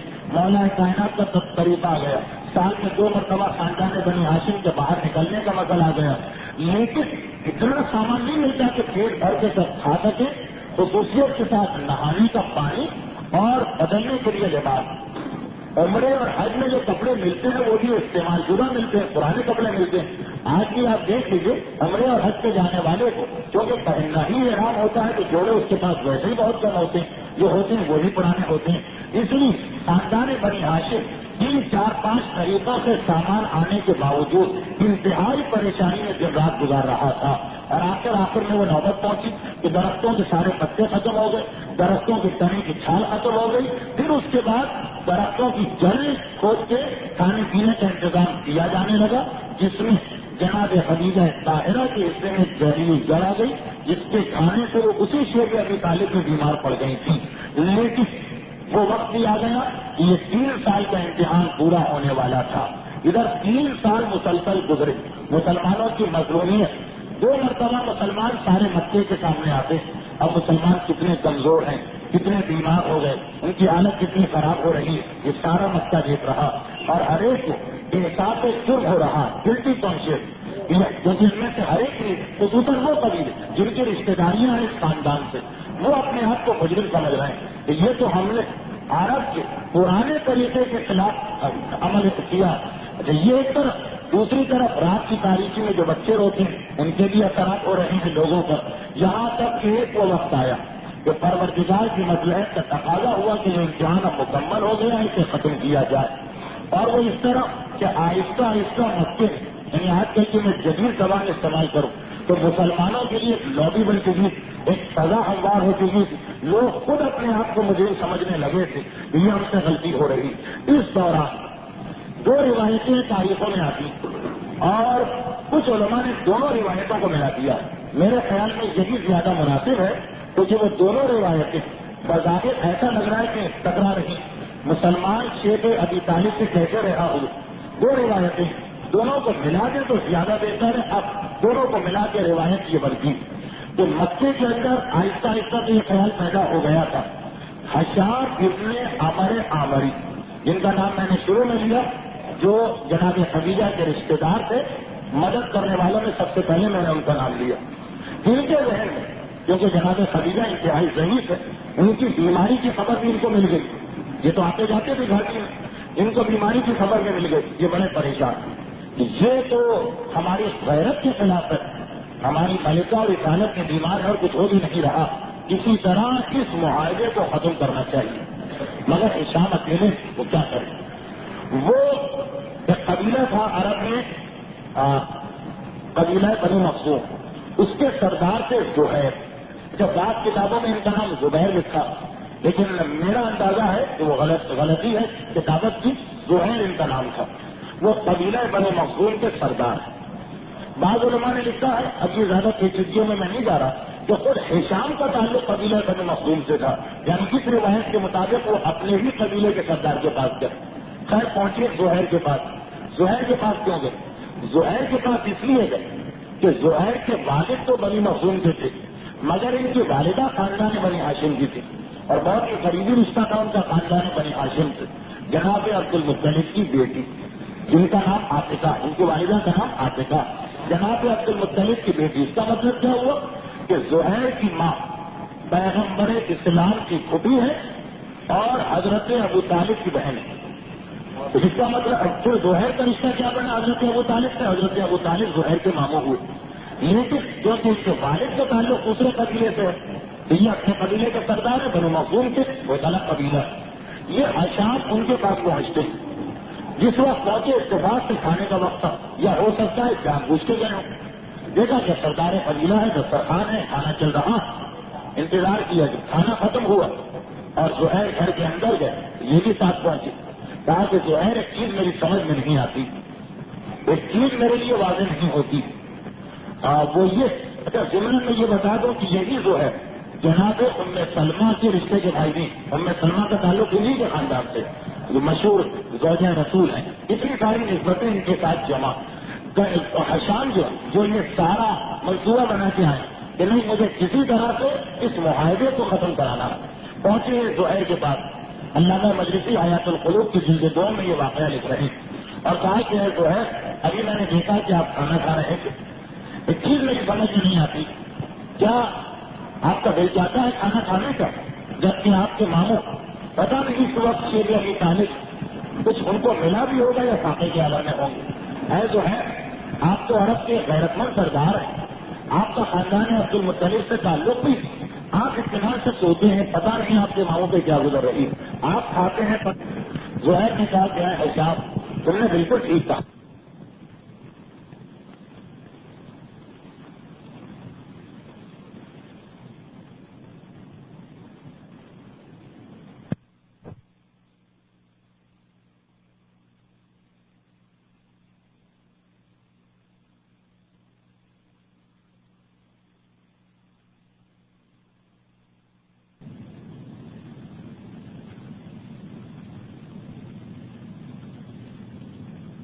اس لیے ان کا نام بار بار آ رہا، وہ اس حالت میں ہوں میری سمجھ میں نہیں آتا، اگر مجھے ساتھی مل جائے تو میں تیار ہوں۔ حشام کہتے ہیں کہ پہلا تو میرا ہی نام ہے آپ کے ساتھ، اور دیکھیے میں بھی کوشش کرتا ہوں، ان کو تیار کر کے حشام چلے مطعم ابن ابی کے پاس، جو وہ شخصیت ہیں جن کے بارے میں تقریر کے شروع میں نے عرض کیا کہ ایک روایت یہ ہے کہ انہوں نے اس معاہدے پہ دستخط کرنے سے انکار کیے تھے، ان کا تعلق بنی نوفل سے ہے، جناب ہاشم کے تیسرے بھائی کی اولاد، سردار ہے اپنے قبیلے کی، اپنے قبیلہ بنی نوفل کے سردار، نوفل کا رشتہ میں نے اسی لیے بتایا کہ پوری تفصیل آپ کی سمجھ میں آ جائے۔ ان کے پاس پہنچے ہشام، کہا کہ اے مطعم، آپ خاندان بنی ہاشم کی مخالفت میں ابو جہل اور ولید اور ادبا جیسی شخصیتوں سے مل گئے، کیا آپ کو پتا نہیں کہ یہ لوگ کیسے ہیں؟ آج ہی آپ کے ساتھ ہیں، مگر جب کل خاندان بنی ہاشم ختم ہو جائے گا تو پھر آپ لوگوں کی باری آئے گی، اس لیے کہ پورا عرب خاندان بنی ہاشم سے کیوں نفرت کرتا، کیوں جلتا ہے؟ نفرت طلب تو صحیح نہیں، کیوں دشمن، کیوں جلتا؟ فقط ان کے فضائل کو دیکھ کر، بھائی کل آج ان کی باری ہے، کل آپ کی باری آنے والی، یہ سب ہمارے دشمن ہیں جو آج جمع ہو چکے ہیں۔ مطیع نے کہا تم نے صحیح کہا، یہ چیز میرے ذہن میں بھی ہے کہ خاندان بنی ہاشم ہے تو میرے چچا کی اولاد، ہم لوگ ہیں تو ایک ہی قبیلے کے، یہ معلوم ہے کہ خاندان بنی ہاشم کے ختم ہونے سے ہماری طاقت کم ہو جائے گی، لیکن میں کیا کروں، اکیلا آدمی میں کچھ نہیں کر سکتا، میں نے معاہدے پہ دستخط کرنے سے انکار کیا اور میں کیا کر سکتا ہوں، اگر کوئی اور مجھے مل جائے تو میں ہمت کروں۔ کہا کہ نہیں، بنو مخزوم کے سردار زہیر بھی تیار، یہ تو بہت اچھی بات ہے، لیکن کسی ایک آدمی کو اور ڈھونڈو۔ اب یہ اشاعت اور تلاش میں نکلے کہ کوئی اور میری مدد کرنے والا مل جائے۔ زمہا ابن اسود کے پاس پہنچے، یہ زمہا ابن اسود یہ بھی خاندان بنی ہاشم سے ننیالی رشتہ رکھتے تھے، اور زمہا ابن اسود بن کے جناب ام سلمہ کے پہلے شوہر، پیغمبر اسلام کی زوجہ ام سلمہ 3 نکاح ہوئے تھے، سب سے آخری رسول سے، ان سے پہلے ابو سلمہ سے، اور ان سے پہلے زمہا سے، پھر طلاق ہو گئی تھی، ان کے بعد پہنچی، اب رشتے داری تو ہے خاندان بنو ہاشم سے، اور ان کے سامنے یہ مسئلہ رکھا کہ یہ بات ہے، انہوں نے بھی کہا کہ ہاں میرا رشتہ ہے اور میری غیرت گوارا نہیں کر رہی، لیکن اکیلا آدمی کیا کرے گا، آپ اکیلے نہیں، مجھے 2 اور سردار مل چکے ہیں قبیلوں، وہ میرے ساتھ تیار ہیں۔ اچھا، اب روایتوں میں یہ موجود کہ ان 3 کو تیار کیا، پھر ابو البختری جو بدترین دشمن ہے مسلمانوں کا، جناب خدیجہ کی وجہ سے وہ بھی تیار ہو گئے ان کی مدد کرنے سے، تو یہ چاروں اپنے اپنے قبیلے کے سردار ہیں، خود جو پوری مہم کو چلا رہے ہیں یہ سردار نہیں ہے ہشام، لیکن زما اپنے قبیلے کے سردار، ابو البختری اپنے قبیلے کے سردار، اس کے علاوہ مطعم اپنے قبیلے کے سردار، اور زہیر اپنے قبیلے کے سردار۔ اب یہ چاروں سے بات کی ہے ہشام نے یہ طے پایا کہ آج رات کو رات کی تاریکی میں ہجون کے مقام پہ ہم جمع ہو کے میٹنگ کریں گے. ہجون کسے کہتے ہیں؟ ہجون مکے کے ایک محلے کا نام ہے جس میں مکے کا مشہور ترین قبرستان جنت المعلیٰ واقع ہے. اس محلے کا نام ہے ہجون. وہ سارا پہاڑی علاقہ ہے جو صاحبان ایمان جا چکے ہیں ان کو پتا. پہاڑیوں کے بیچ میں چھپ کے میٹنگ کرنا بہت آسان. یہ نشان کی ذمہ داری لگائی کہ تم سب کو جمع کرو. رات کی تاریخی میں سب وہاں جمع ہوئے. ایک دوسرے سے بات کی تو پتا چلا کہ ہاں یہ سب لوگ تڑپ رہے ہیں کہ یہ ابو جہل کے اس فراڈ میں اس دھوکے میں ہم کیوں آ گئے. اس کا تو کچھ نہیں گیا، خاندان ہمارے زحمتیں اٹھا رہے ہیں. اور آج اگر بنی ہاشم ختم ہو گئے تو کل ہم بھی کمزور ہو جائیں گے. طے پایا کہ کل صبح جا کے ہمیں اس مسئلے پہ جھگڑا کرنا اور ابو جہل سے کہنا ہے کہ وہ معاہدہ کینسل. آپس میں طے پا گیا کہ کس طرح بات کی جائے گی. اچھا ہشام اب پیچھے چلے گئے کیونکہ وہ سردار نہیں، وہ ابو جہل سے بات نہیں کر سکتے، لیکن ان کے ساتھ ساتھ رہے. اگلا دن صبح کا وقت جب سارے سرداران قریش اپنی اپنی سیٹوں پر بیٹھ گئے جو حرم کے چاروں طرف ایک انتظام ہوتا ہے نشست کا، تو ان لوگوں نے کہا کہ آج ہم ایک اہم مسئلہ لے کے آئیں، سب ایک جگہ جمع ہو جائیں. سارے سردار وہ 40-42 سردار آ گئے. کہا کیا بات ہے؟ زما ابن حکومت یہ کھڑے ہوئے اور کہا کہ اے قریش کے سرداروں، یہ ہمیں کیا ہو گیا تھا؟ کیا ہماری آنکھوں پہ پردہ پڑ گیا تھا؟ ہم نے وہ کام کیا جو عرب کی غیرت کے خلاف ہے. آج تک عرب میں کبھی ایسا نہیں ہوا. اس طرح کسی خاندان جن کی رشتے داری ہے ان کو چھوڑا جا سکتا. اچھا اب یہ تو صرف 4 سردار تھے، مگر رشتے داریاں تو بہت سارے قبیلوں میں تھے. انہوں نے بھی کہا کہ ہاں تم بالکل ٹھیک کہہ رہے ہو، مگر دبے دبے انداز ہے. ابو جہل کھڑا ہو گیا کہ بالکل غلط. اے زما، تم معاہدہ کرنے کے بعد اسے کر رہے ہو، یہ صحیح نہیں. تم اکیلے کی بات کوئی نہیں سنے. وہ تو باقاعدہ طے شدہ بات تھی. جیسے ہی کہا تم اکیلے کی بات کوئی نہیں سنے، فوراً ایک مرتبہ دوسرا سردار یعنی زہیر کھڑے ہوئے. آگے نہیں یہ ٹھیک کہہ رہا، یہ اکیلا نہیں، یہ بالکل ٹھیک کہہ رہا. ہم نے عرب کی غیرت کے خلاف ایک قدم اٹھایا اور ہمیں اپنی غلطی پہ ندامت ہے، بلکہ ہم نے دستخط بھی خوشی سے نہیں کیے، تمہاری زبردستی سے کیے. ابو جہل گھبرایا، کہا کہ نہیں تم جھوٹ کہہ رہے ہو. مفتی ابن عدی کھڑے ہو گئے کہ نہیں یہ دونوں سچے ہیں، ابو جہل تم جھوٹے. دستخط زبردستی لیے گئے بغیر ہم کو سمجھائے ہوئے، اسی لیے میں نے انکار کر دیا تھا. ابو جہل حیران ہو کے نے کہا کہ ابو البختری اس کا یار وفادار وہ بھی کھڑا ہوتا اور کہتا ہے کہ ہم راضی نہیں ہیں ان دستخطوں کے اوپر. ابو جہل بہرحال ہے تو سمجھدار، تبھی تو اس کا نام ابو الحکم تھا. کہتا کہ یہ تو ایسا لگ رہا ہے کہ کل رات کو کوئی خاص میٹنگ ہوئی تھی جس میں یہ باتیں طے پائی. ابھی ابو جہل اور ان لوگوں میں یہ جھگڑا چل رہا. باقی سردار خاموش، کس کا ساتھ دے. ابھی یہ جھگڑا چل رہا. ایک مرتبہ کسی کی آواز ہے کہ دیکھو سردار مکہ آ رہا.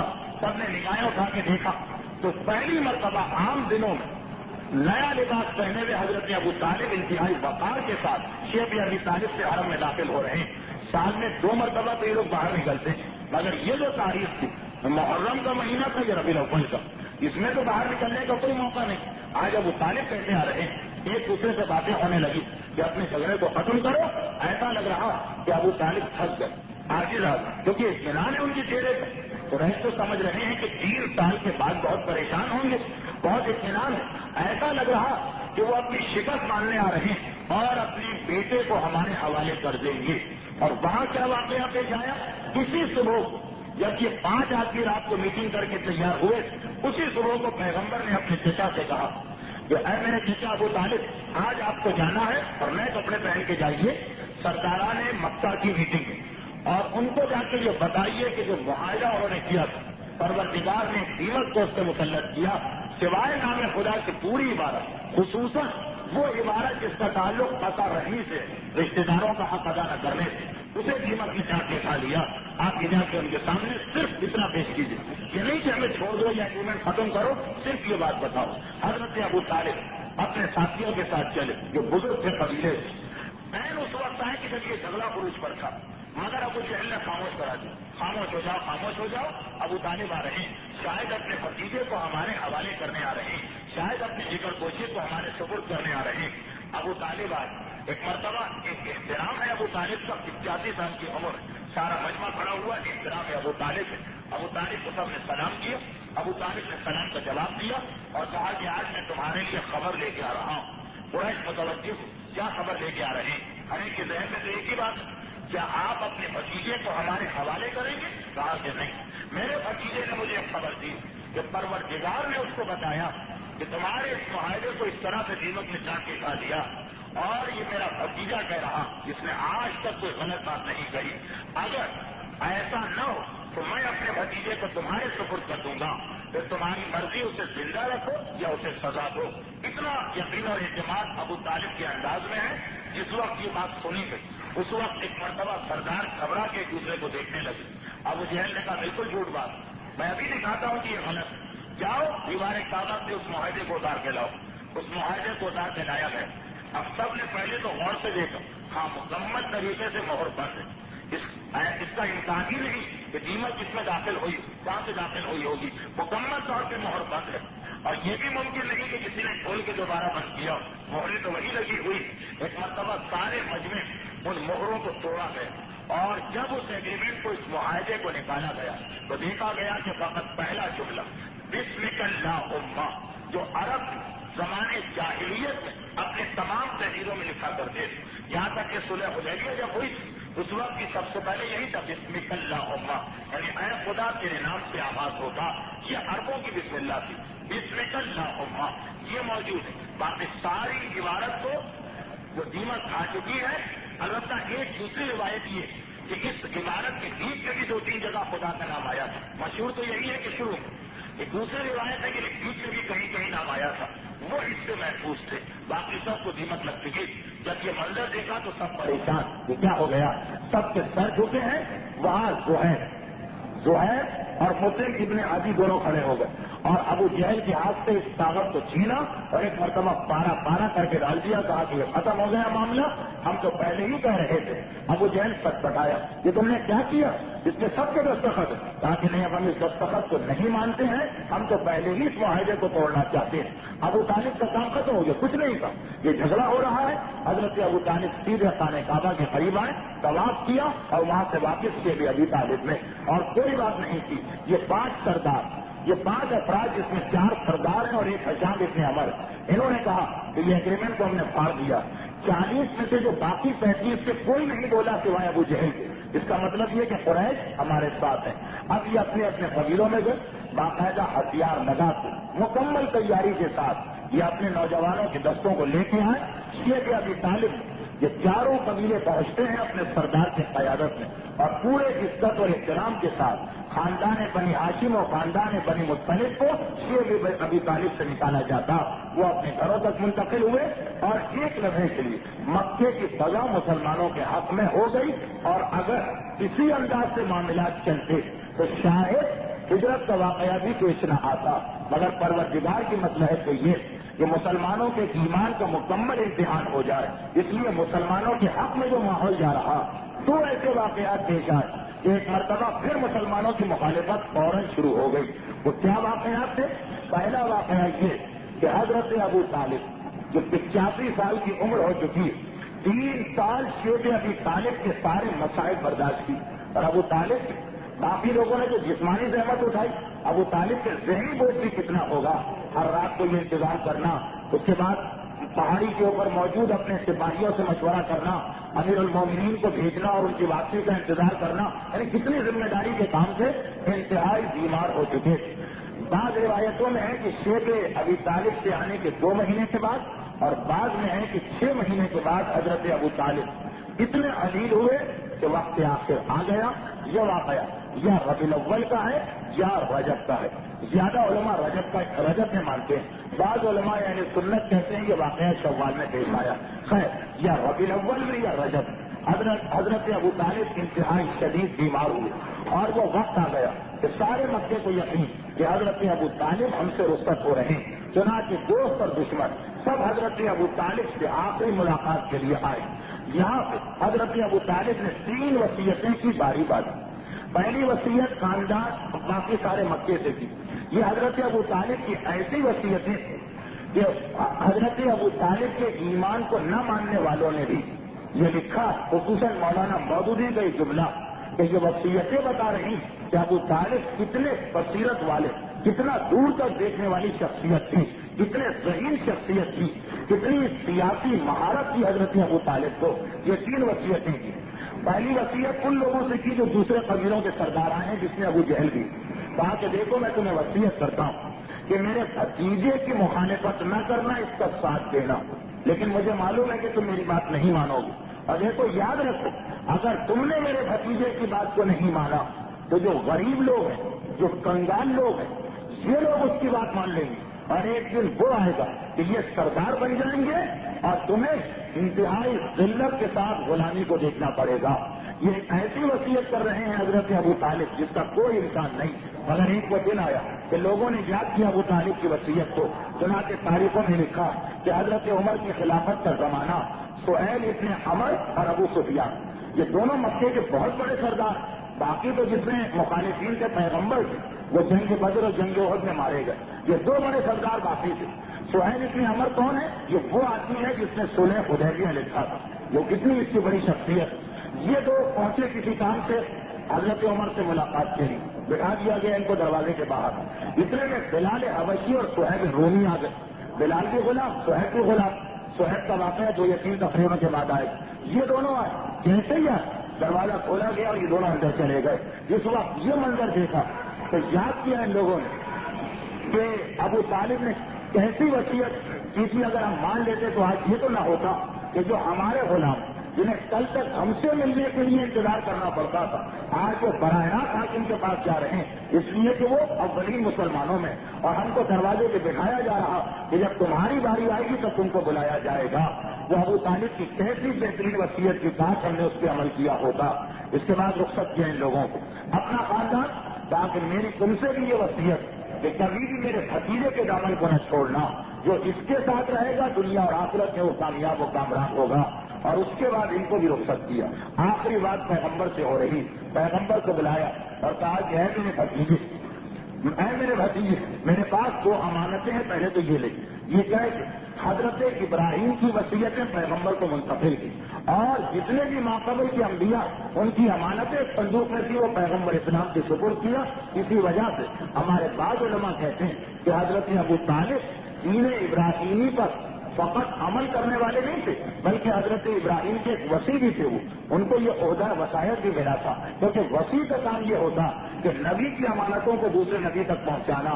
اس کے بعد کہا کہ اے میرے بھتیجے، ایک مشورہ میرا، اور وہ یہ کہ میرے بعد مکے کو چھوڑ کے مدینے چلے جانا، جہاں پہ تمہارے پردادا یعنی حضرت ہاشم ان کی سسرال، یعنی میرے والد عبد المطلب کی ننیال، وہ لوگ تمہاری مکمل حفاظت کریں گے پورے عرب میں، اور کوئی شہر ایسا نہیں ہے جہاں تمہیں اتنی حفاظت کے ساتھ رکھا جائے۔ حضرت ابو طالب کی یہ وصیت اس وقت ہے جب ہجرت کا کوئی تصور ہی نہیں ہے۔ 3 سال کے بعد پیغمبر جب مدینے پہنچی تو آپ نے دیکھا کہ حضرت ابو طالب کی وصیت کیسی برحق ثابت ہوئی کہ مدینے نے اتنی طاقت دی مسلمانوں کو کہ ساری دنیا میں اسلام کا پرچم لہرانے لگا۔ یہ حضرت ابو طالب کی نصیحت تھی، چنانچہ مولانا مودودی جو پورے اوراق کے اوراق سیاہ کر رہے ہیں کہ ابو طالب کا ایمان ثابت نہیں ہے، کہتے ہیں مگر دانش مندی میں، سیاسی بصیرت میں، مستقبل کو دیکھنے میں ابو طالب جیسا کوئی تھا بھی نہیں، کیونکہ تینوں وصیتوں کو کہ جس نے عمل کیا وہ فائدے میں رہا، جس نے ان کو ٹھکرایا وہ نقصان میں رہا۔ اور حضرت ابو طالب کا انتقال ہو گیا اس آخری وصیت کے بعد۔ 85 سال کی عمر تھی۔ پیغمبر اسلام خود جنازے کے ساتھ ساتھ چلے، حجون پر مولا کائنات نے اپنے والد کو قبر میں دفن کیا، مگر پیغمبر سرانے کھڑے۔ وہ جنت المعلیٰ کا قبرستان، تاریخوں میں یہ بھی لکھا کہ سارا راستہ قصیدہ پڑھتے ہوئے چلے حضرت ابو طالب کا، لیکن کیونکہ اس وقت تک نماز جنازہ کا حکم نہیں آیا تھا، بلکہ بعض روایتیں ہیں کہ کسی بھی نماز کا حکم نہیں آیا تھا سوائے صبح اور مغرب کی 2 نمازوں کی، اس لیے نماز جنازہ تو نہیں ہوئی، مگر پیغمبر نے دعا پڑھ کے علی سے کہا کہ آپ اپنے والد کو قبر میں اتارو۔ جنت المعلیٰ کے قبرستان میں حضرت ابو طالب کا بھی روضہ تھا، مگر جب جنت البقیع کے روزے ڈھائے گئے ان کے ساتھ ہی یہ روزہ بٹھا دیا گیا۔ حضرت ابو طالب کا انتقال ہوا ہی تھا کہ 1 مہینے اور 10 دن کے بعد یا 4 مہینے 5 مہینے کے بعد جناب خدیجہ جو شیخ ابی طالب سے کمزور چلی آ رہی ہیں، 10 رمضان سن 10 کو ان کا بھی انتقال ہو گیا۔ اور روایت یہ کہ جناب خدیجہ کے حالات پر تقریر بھی میں کر چکا ہوں، اور میرے موضوع سے آگے ہٹ کے یہ جب سلسلہ مکمل ہوگا تو آخر پیغمبر کے معجزات، پیغمبر کی ازواج، پیغمبر کے اصحاب، ان سب کے تھوڑے تھوڑے حالات آئیں گے، وہ وہاں کچھ تفصیل آئے گی. بس جناب خدیجہ بھی بیمار پڑی، ان کا بھی آخری وقت آیا اور پیغمبر نے ابو طالب نے پیغمبر کو وصیت کی تھی. یہاں پیغمبر نے حضرت خدیجہ سے جملہ کہا، میں خدیجہ تم جا رہی اور جانے کے بعد دارالسلام میں تمہارا مقام ہوگا، وہاں جا کر اپنی پڑوسیوں کو میرا سلام پہنچا دینا. جناب خدیجہ حیران ہو کے پوچھتی ہے میری پڑوسی کون ہے؟ کہا ان میں ایک تو آسیہ مزاحم کی بیٹی، وہ فرعون کی بیوی جناب آسیہ، ایک کلثوم ہے جناب موسیٰ کی بہن، اور ایک مریم ہے حضرت عیسیٰ کی والدہ، جو تمہارے پڑوس سے ہوں گی ان کو سلام پہنچانا، خصوصاً آسیہ کو، اس لیے کہ تمہارے علاوہ جنت میں میری زوجہ وہی ہوں گی. جناب خدیجہ کے چہرے پہ مسکراہٹ آئی. اللہ کے رسول پھر تو آپ کو مبارک ہو، آسیہ جیسی زوجہ آپ کو مل رہی. یہ جملہ کہا اور خدیجہ طاہرہ بھی اس دنیا سے رخصت ہو گئی. یہ 2 مہینے کے وقفے، اگر حضرت ابو طالب کی وفات رجب میں مانی جائے، 2 مہینے کے وقفے سے پیغمبر اسلام پہ تو ایسے صدمے آ پڑے کہ اس پورے سال کا نام عام الحزن یعنی غم کا سال ہو گیا. اب مزید تفصیل آئندہ منگل کو ایک جملہ کہہ کے بات کو ختم کروں کہ پیغمبر اسلام کا ایک جملہ تمام علماء اسلام نے اپنی کتابوں میں لکھا ہے، چاہے شیعہ ہو چاہے سنی، چاہے حضرت ابو طالب کے ایمان کو ماننے والے ہو یا نہ ماننے والے، کہ پیغمبر نے کہا کہ جب تک ابو طالب زندہ تھے قریش بزدل تھے، ابو طالب کی موت نے قریش کو بہادر بنا دیا. یہ ایک جملہ بتا رہا کہ کتنی کچھ بنائی کی ابو طالب نے، یعنی ایک اکیلا ابو طالب تمام قریش کے حملوں کو اپنے سینے پہ روک رہا تھا. قریش کی ہمت نہیں پڑ رہی تھی پیغمبر کے خلاف اعلان کو قدم اٹھانے کی.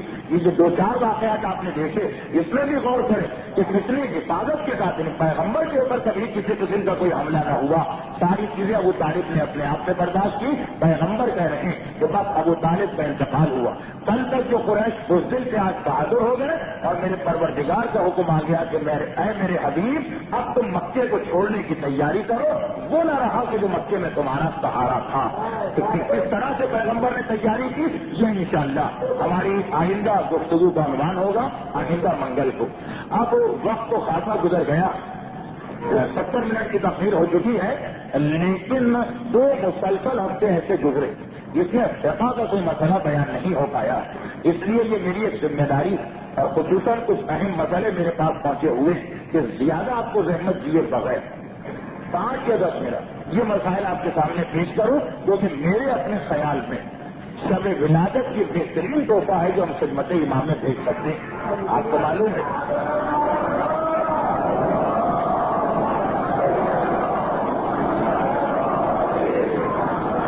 ایک حدیث جو میں بعد میں کسی موقع پر بہت ہی تفصیل کے ساتھ بیان کروں گا، جو میرا اپنا انداز ہے، لیکن مختصراً آج سنا دوں کہ پیغمبر کے بعد کوئی آدمی یہاں پہ پوچھتا ہے اللہ کے رسول اگر کسی کو معلوم ہو جائے کہ میری موت میں 1 دن رہ گیا، صرف 1 دن چلا رہا ہے ملک الموت، تو کون سی ایسی عبادت کرے جس کا ثواب سب سے زیادہ؟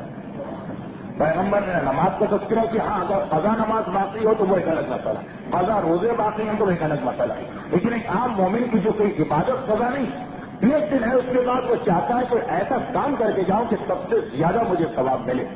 پیغمبر نے نہ سنت نماز کی بات کہی، نہ مستحب روزہ رکھنے کی بات کہی، نہ حج اور عمرے کی بات کہی، نہ تلاوت قرآن کی بات کہی، نہ دعا پڑھنے کی بات کہی. پیغمبر نے کہا پھر اسے چاہیے کہ 1 دن جتنے زیادہ سے زیادہ مسئلے سیکھے وہ بہتر ہے، اس لیے کہ جو ثواب ان مسائل کو سیکھنے کا ہے وہ ثواب اور کسی عمل کا نہیں ہے.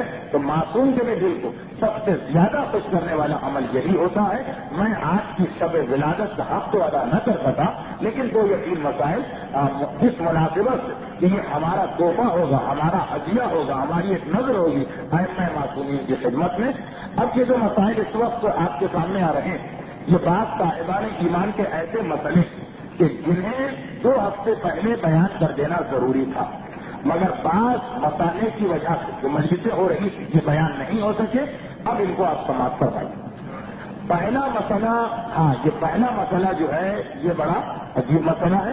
عجیب ان معنوں میں کہ مجھے بہت ڈرتے اسے بیان کرنا پڑے گا کیونکہ غلط فہمی ذہنوں میں خاصی. 3 ہفتے پہلے جو آخری تقریر ہوئی تھی مسائل کی، اس میں ایک مسئلہ کسی مومن نے سوال پوچھا تھا کہ تکبیر کہتے وقت ہاتھوں کو اٹھانے کا کیا مسئلہ ہے، کتنے ہاتھ ہم کو اٹھانا ہے. میں نے یہ کیا تھا کہ ہاتھ اٹھانا ویسے تو واجب ہے ہی نہیں، ہاتھ اٹھانا واجب نہیں ہے تکبیر کی حالت میں، لیکن مستحب ضرور ہے اور بڑی تاکید کے ساتھ، بے انتہا تاکید کے ساتھ ہاتھ اٹھانا مستحب ہے۔ لیکن وہ جو ثواب ہے ہاتھ اٹھانے کا، وہ ثواب اس وقت ملے گا کہ جب انسان اپنے ہاتھ کی پانچ انگلیوں کو ملا دے، ہتھیلیاں قبلہ رخ ہوں اور ہاتھ یا گردن تک آئیں یا چہرے میں ہونٹوں اور ناک کے سامنے پہنچے، اس کا ثواب مکمل ثواب ہے۔ اس طرح سے ہاتھ اٹھا کے اللہ اکبر کہا جائے۔ بلکہ میں نے یہ بھی کہا تھا کہ آیت اللہ کوئی نے اپنی تفسیر میں سورہ کوثر کی تشریح کرتے ہوئے لکھا کہ جو انا آتینا کل کوثر فصلی لربک وانحر، اس کا عام ترجمہ یہ ہے کہ نماز پڑھو اور قربانی دو، وانحر قربانی دو، لیکن آقا کوئی کہتے ہیں کہ نہیں، یہ قربانی کی بات نہیں، فصلی لربک نماز پڑھو وانحر، اور حالت نماز میں اپنے ہاتھوں کو لہر یعنی گردن کے مقام تک بلند کرو۔ لہر اس جگہ کو کہتے ہیں جہاں اونٹ کو لہر کرتے وقت نیزے کو چبھویا جاتا ہے، وہاں تک اپنے ہاتھوں کو بلند کرو۔ آغا کوئی فرماتے ہیں ونہر کا یہ مطلب ہے کہ نماز پڑھو اور تکبیر کی حالت میں اپنے ہاتھوں کو بلند کرو، یہ مطلب پہلے آ گیا تھا۔ لیکن اب اس میں ایک سوال یہ پیدا ہو رہا ہے، کہ تکبیر میں ہمیں ہاتھوں کو یہاں تک بلند کرنا ہے۔ بعض علماء یہ کہتے ہیں کہ ایک خیال آپ کو اور رکھنا ہوگا، وہ یہ ہے کہ اللہ اکبر کہتے وقت آپ کے ہاتھ بلند ہونے چاہیے۔ یہ نہ ہو کہ اللہ اکبر کہتے وقت آپ ہاتھ نیچے لے کے آ رہے ہو تو آپ کی نماز غلط ہو سکتی، یہ بعض علماء کہتے ہیں، لیکن یہ اصل مسئلہ نہیں ہے۔ موجودہ مراجع یعنی یہ جو مسئلہ میں بتا رہا ہوں یہ ان 6 مجتہدین کا ہے، آغا نائمی، آغا اصفہانی، آغا برجردی، آغا حکیم، آغا خمینی اور آغا خود۔ وہ کیا فرماتے ہیں؟ وہ فرماتے ہیں کہ اللہ اکبر کہتے وقت ثواب ہے ہاتھ بلند کرنے کا، ٹھیک، لیکن اس میں بھی زیادہ ثواب اس بات کا ہے کہ آپ ہاتھ کو لٹکا کے رکھیے، اللہ اکبر کہتے ہوئے آپ کے ہاتھ ہلنے چاہیے، اس طرح کہ اللہ کہتے وقت ہاتھ اٹھنا شروع ہو جائے، اکبر کہنے تک یہ ہاتھ کان تک پہنچے، یعنی پورا اللہ اکبر اس حالت میں ہو کہ آپ کے ہاتھ زانوں سے بلند ہو رہے ہیں کانوں تک، ہاتھ تو زانوں پہ رکھے ہوں گے قیام کی حالت، پھر آپ شروع کریں گے اللہ اکبر، یعنی باقاعدہ ہاتھ حرکت میں ہو، لیکن حرکت اٹھنے والی حرکت کہ زانوں سے کان تک آتا ہے، اس طرح اللہ اکبر کہے تو اس کا ثواب سب سے زیادہ ہے۔ اس کے بعد دوسرا ثواب کا مرحلہ ہے، یعنی یہ فرسٹ ڈویژن کا ثواب۔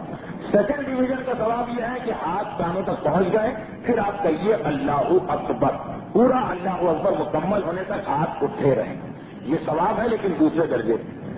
پھر علماء کہتے ہیں موجودہ یہ 5 جن کا نام میں نے لیا کہ یہ بھی جائز ہے کہ انسان اللہ اکبر کہتے وقت ہاتھوں کو نیچے لائے، البتہ یہ خیال کرے کہ اس طرح سے ہاتھ نیچے نہ آئے کہ سینے کو جھٹکا لگ جائے، کیونکہ تکبیرۃ الاحرام میں اگر جسم ہل گیا تو نماز غلط ہو جائے گی۔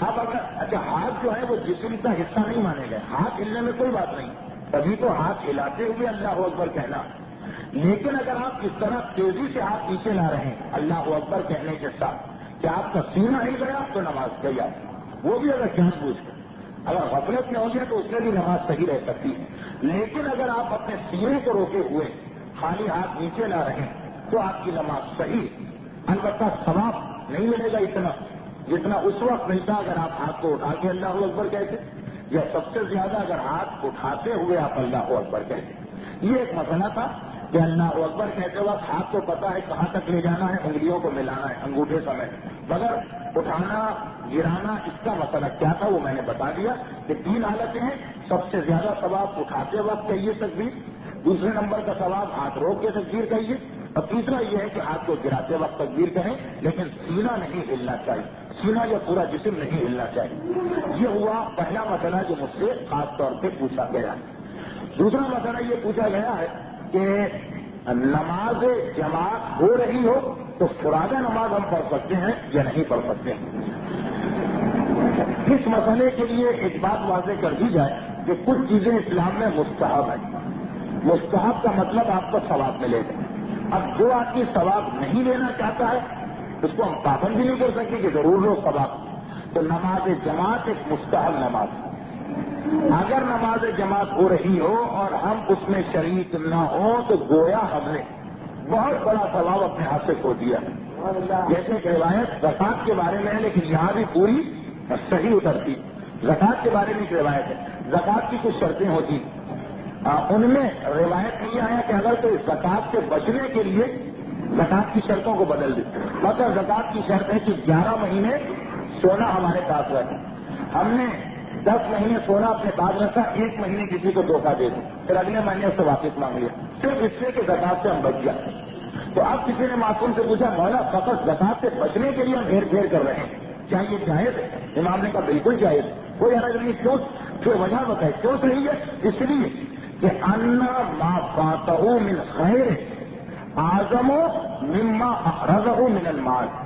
یہ معصوم کا جملہ ہے اور بہت ہی واضح جملہ سن لیجیے کہ معصوم کہہ رہے ہیں کوئی حرج نہیں ہے. زکات سے بچنے کے لیے اس نے الٹ پھیر کر لی, جیسے لوگ کرتے ہیں. تو 1 مہینہ بچا زکات واجب نے بیوی کو دے دیا, اگلے مہینے اس سے لے لیا, پھر اگلے سال پھر 1 مہینے کے لیے اس کو دے دیا. امام کہہ رہے کرنے دو. کیوں کرنے دو؟ اس لیے کہ اس میں ان کا فائدہ نہیں.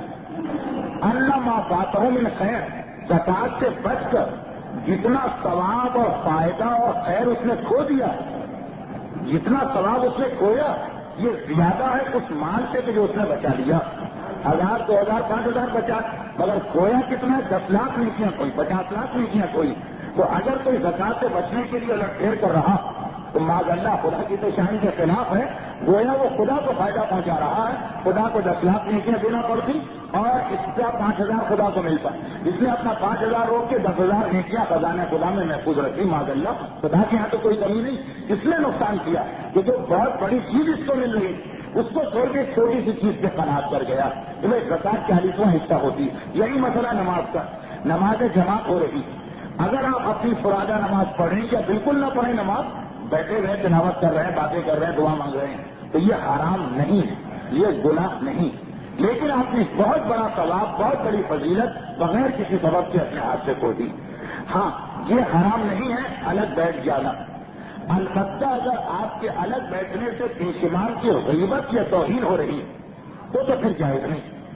اب ایک ایسا آدمی ہے کہ اگر وہ الگ بیٹھے گا تو دوسرا جو آئے گا اس کو دیکھ کے کہے گا یہ آدمی نماز نہیں پڑھ رہا ہے, شاید پیشمان میں کوئی خرابی, کیونکہ تو بڑا مومن ہے, بڑا مقدس ہے, بڑا متقی.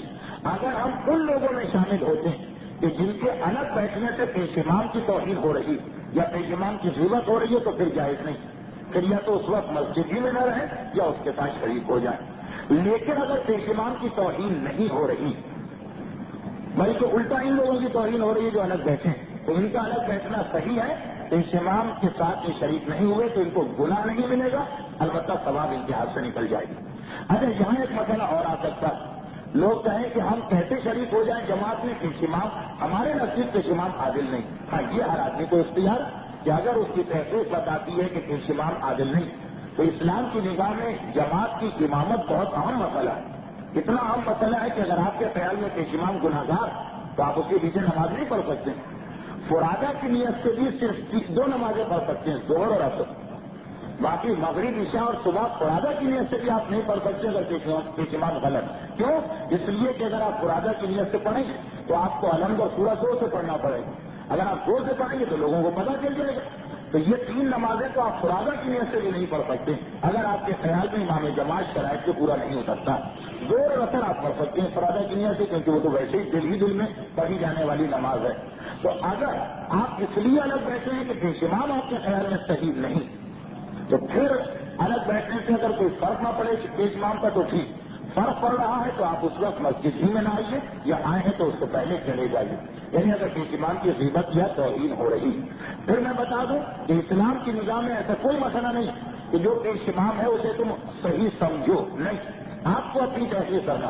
اگر آپ کے خیال میں وہ صحیح نہیں ہے پیشمان یعنی عادل نہیں, گناہگار, تو آپ اس کے پیچھے نماز نہیں پڑھ سکتے. حتیٰ یہ کہ غیر شیعہ پیشمان کے پیچھے پڑھی جا سکتی ہے نماز, لیکن شیعہ اگر پیشمان ہے تو اس کو عادل ہونا ضروری. تیسرا سوال پوچھا گیا جو شاید آج کے لیے آخری سوال ہے, اس پر گفتگو ختم, کہ ایک عورت عدے میں گھر سے نکل جاتی اس کی کیا سزا ہے اور عدے کے احکامات کیا ہیں. یہ جواب تو اس کا بہت لمبا ہوگا لیکن میں صرف 2 یا 3 منٹ میں 10:30 بجے گفتگو ختم ہو جائے. دیکھیے عدے کے بارے میں ہمارے یہاں بڑی غلط فہمی ہے. عدے میں صرف 2 چیزیں عورت پر واجب ہیں۔ نمبر 1، عدے کے دوران کوئی دوسرا نکاح نہیں کر سکتی۔ خود یہ مسئلہ ہی کتنا اہم مسئلہ ہے۔ اس کا کیا مطلب ہے کہ ہمارے یہاں تو عورتیں کہتی ہیں عدہ کیا، ہم زندگی میں دوسرا نکاح نہیں کریں، مگر خود عدہ بتا رہا کہ اے عورت تیرا شوہر مرا ہے 4 مہینے 10 دن تو دوسرا نکاح نہیں کر سکتی، یعنی 4 مہینے اور 11ویں دن تم دوسرا نکاح کر سکتی۔ اسلام بالکل اجازت دیتا۔ یہ تصور اسلام کا نہیں کہ ساری زندگی بیوگی کی حالت میں گزارنا، یا اس سے کوئی بڑا ثواب، لیکن ٹھیک ہے واجب نہ ہو لیکن بڑا ثواب ملے۔ ایک عورت نفس کشی کر کے زندگی گزار رہی ہے، کوئی ثواب بھی نہیں ملے گا، کیونکہ بیوہ کی شادی اسلام کے نزدیک کوئی مکروہ کام نہیں، حرام چھوڑے مکروہ بھی نہیں، بالکل مباح، بالکل جائز، بلکہ مستحب اس کے لیے بھی جو ہے کہ بغیر شادی کے نہیں رہنا چاہیے، بیوہ کے لیے بھی مستحب ہے اگر جوان بیوہ ہے۔ پہلی چیز واجب ہے کہ 4 مہینے 10 دن کسی سے نکاح نہیں کر سکتی، اور دوسری چیز یہ واجب ہے کہ اس دوران زینت نہیں کر سکتی، یعنی گنا اور سنگار میک اپ وغیرہ، صرف یہ 2 چیزیں حرام ہیں۔ اور تیسری چیز مکروہ ہے کہ 4 مہینے 10 دن گھر سے باہر نہ نکلے، یہ مکروہ ہے، یہ واجب نہیں، نکل سکتی ہے گھر کے باہر 4 مہینے 10 دن بھی، البتہ مکروہ۔ لیکن مکروہ بھی ہے عام کاموں کے لیے، اگر کوئی واجب کام ہے حج پہ جانا، یا مستحب کام ہے زیارت پہ جانا، مجلس میں آنا، کسی بیمار کو دیکھنے جانا، تو مکروہ بھی نہیں، بالکل بھی اس کے لیے نکلنا صحیح۔ اور اگر نہیں فضول کام سے نکل رہی، فضول کوئی ضرورت نہیں، پھر بھی نکلنا عزت میں حرام نہیں ہے بلکہ جائز ہے، البتہ مکروہ ہے، نہ نکلتی تو زیادہ بہتر تھا۔ تو جب اس نے کوئی حرام کام ہی نہیں کیا تو اس کو سزا کیسے ملے گی؟ کوئی سزا نہیں ملے گی اس کو، اس نے بالکل جائز کام کیا۔ صرف زینت کرنا حرام ہے اور صرف دوسرا نکاح کرنا حرام، گھر سے نکلنا حرام نہیں ہے۔ یہ بھی ایک غلط مسئلہ ہمارے یہاں موجود ہے، البتہ یہ پورا غلط بھی نہیں ہے، کیونکہ بعض پرانے علماء حرام کہتے تھے عورت کو نکلنے کو۔ موجودہ مراجع کے نزدیک یہ واجب نہیں ہے کہ گھر میں بیٹھے، گھر سے نکل سکتی ہے۔ اور اگر کوئی ایسی تقریب ہے کہ جس میں خوشی وغیرہ ہوتی ہے، مطلب کسی شادی میں جانا، تو اس میں بھی نہیں جا سکتی ہے، لیکن اگر سادہ طریقے سے شادی ہو رہی اس شادی میں جانے میں بھی کوئی حرج نہیں، کیونکہ اسلام کی نگاہ ہے باپ کے مرنے کے بعد اولاد کے لیے، باپ کے مرنے کے بعد ماں کے لیے، یعنی اس کی بیوی کے لیے تو 4 مہینے 10 دن کا سوگ، لیکن اولاد چاہے تو اگلے دن بھی شادی کر سکتی ہے، البتہ سیدھی شادی۔ یہ کہیں نہیں ہے کہ اگر کسی کا انتقال ہوا خاندان میں تو 1 سال شادی نہیں ہوگی یا 6 مہینے شادی نہیں ہوگی۔ بیوہ کو ہے کہ 4 مہینے شادی نہ کرو، تو دوسروں پر تو یہ پابندی بھی نہیں، جو ہمارے یہاں بڑی غلط فہمی ہوتی ہے کہ شادیاں ٹلتی جاتی ہیں فقط خاندان کی وجہ سے، ورنہ ہو سکتا ہے کہ اس کے لیے اس لڑکے کے لیے شادی واجب ہو مگر 6 مہینے بیٹھنا پڑے، پہلے 1 سال کا 6 مہینے ہو گیا، کچھ جگہ 3 مہینے۔ یہ سب بھی اسلام میں چیلوں کا انتظار کرنا بھی واجب نہیں ہے اگر شادی اس کی ضرورت ہے، البتہ صرف شادی، دھوم دھڑکا ناچ گانا وہ تو ویسے ہی حرام ہے، اس وقت اور زیادہ وہ غلط ہوگا۔ یہ عدے کا سوال آ گیا ہے، خالصتاً زنانہ مسئلہ، نماز جماعت کا سوال تھا، خالصتاً مردانہ مسئلہ۔ پہلا سوال دونوں کے لیے تھا، اس کے ساتھ ہی آج کی گفتگو میری اختتام کو پہنچی۔ انشاءاللہ ماہ رجب کا جو دوسرا ہفتہ منگل آ رہا، یعنی اگلا منگل، اگر شعبان تک یہ درس چلا تو آئندہ منگل کا ایک بہت ہی دلچسپ موضوع پہ گفتگو شروع ہوگی، سیرت رسول کے دائرے میں، لیکن بہت ہی اہم موضوع، پروردگارہ محمد و آل محمد کا واسطہ، لیکن خصوصاً ان امام معصوم کا واسطہ کہ جن کی ولادت کی یہ شب ہے۔ امام معصوم کے تمام ماننے والوں کو، خصوصاً اس محفل میں موجود مومنین اور مومنات کو دنیا اور آخرت کے جملہ مسائل و پریشانیوں سے محفوظ فرما۔ پروردگارہ ائمہ معصومین کا واسطہ، خصوصاً ہمارے 10ویں امام کی اس شب ولادت کا واسطہ، ہم سب کو گناہوں سے دور رہ کر سیرت اہل بیت کی پیروی کی توفیق عطا فرما۔